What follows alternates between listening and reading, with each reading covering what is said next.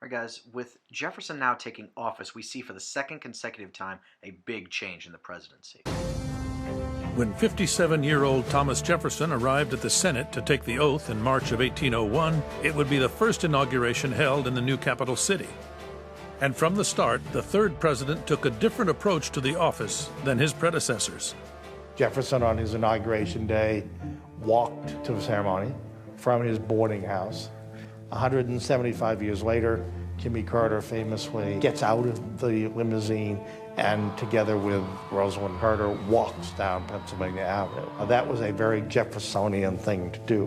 One of the things that Jefferson brings is this sense of acting out democracy. When diplomats arrive at the White House, Jefferson answers the door in his slippers and shakes their hand, and everyone calls him Mr. President. None of this His Excellency stuff. Jefferson clearly had his own unique view of the presidency, and that extended to the mansion he lived in. The White House is designed by James Hoban, who wins an architectural contest. One of the losing architects was Thomas Jefferson. When Jefferson becomes president, he makes some changes to the White House according to his plans, which he clearly thought were better. Jefferson remodeled the kitchen and added a cooking stove to replace the open hearth fireplace. He also put pavilions on either side of the mansion and single-story wings for storage. A sheet iron roof replaced the slate one, and Jefferson personally oversaw the landscaping of what would become the South Lawn. But Jefferson's changes in Washington were just getting started. He wants the presidency to be a smaller, scaled-down Republican office. He also was a kind of a president who didn't think he should be out front on some of these issues. He should be working with his congressional leaders behind the scenes. He didn't want to appear to be a king, so he really low-keyed his relationship to Congress. Jefferson takes this idea that we're going to have a smaller government. The government shouldn't interfere with the economy. So he gets rid of all the tax collectors. He believes in this laissez-faire, let us alone to do, just let the economy run. Reduces the size of the military, but he also believed the U.S. government needed to keep paying its debt. So he kept most of the federal office holders.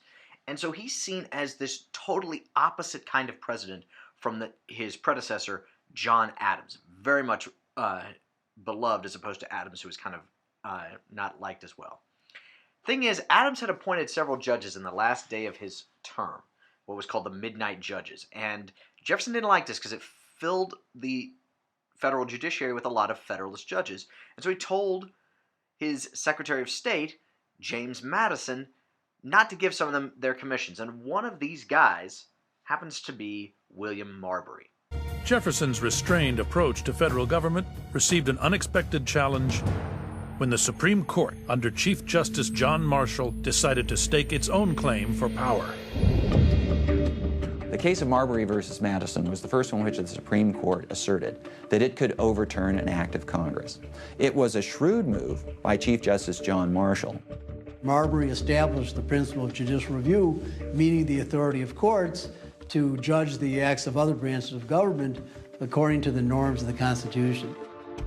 For the first time, the court emerged as a true check to the powers of the legislative and executive branches. The decision rippled through history, creating the framework for rulings from Brown versus the Board of Education to Citizens United today.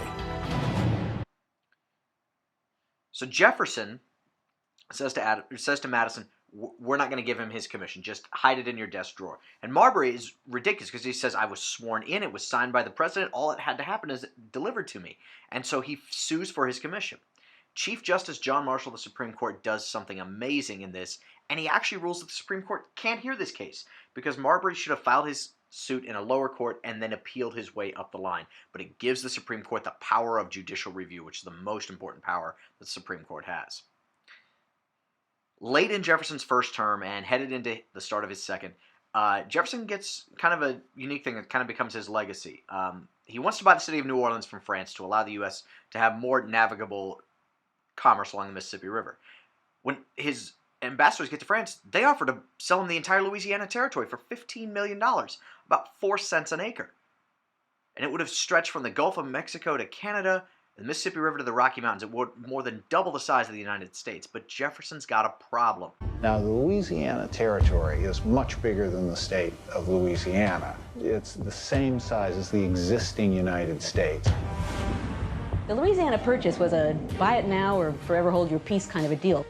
And so he went ahead with it, although he could easily be charged with violating some of his fundamental principles. There's nothing in the Constitution that says that the president can buy land. What answer does Jefferson give?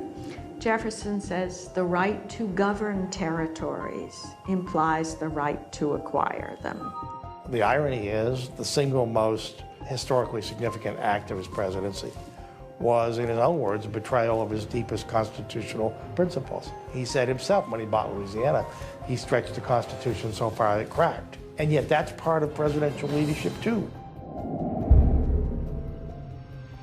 The Constitution doesn't say that the president can buy it. And in fact, if Jefferson were sticking to his principles, he probably wouldn't have. But he negotiates this idea with a treaty, and he gets the territory. And he dispatches Meriwether Lewis and William Clark to go explore and find out did we just buy a desert. And they explore all this territory, helped out by Sacagawea, who is their guide, and they catalog the plants and the animals and make a map of the territory. And they find it all the way to the Pacific Ocean. It takes them 2 years to reach it, but it's a huge expedition. But the popularity Jefferson enjoyed during his first term would wane in his second, a trend many two-term presidents have experienced ever since. Another European war threatened to spill across the Atlantic as France and Britain once again battled it out. Jefferson's response was to impose an embargo that stopped America's trade and set the nation on edge. All the embargo manages to do is to cause an economic depression. There's a wonderful letter in which a sailor writes to Jefferson that I can't get any work. How am I to feed my wife and children?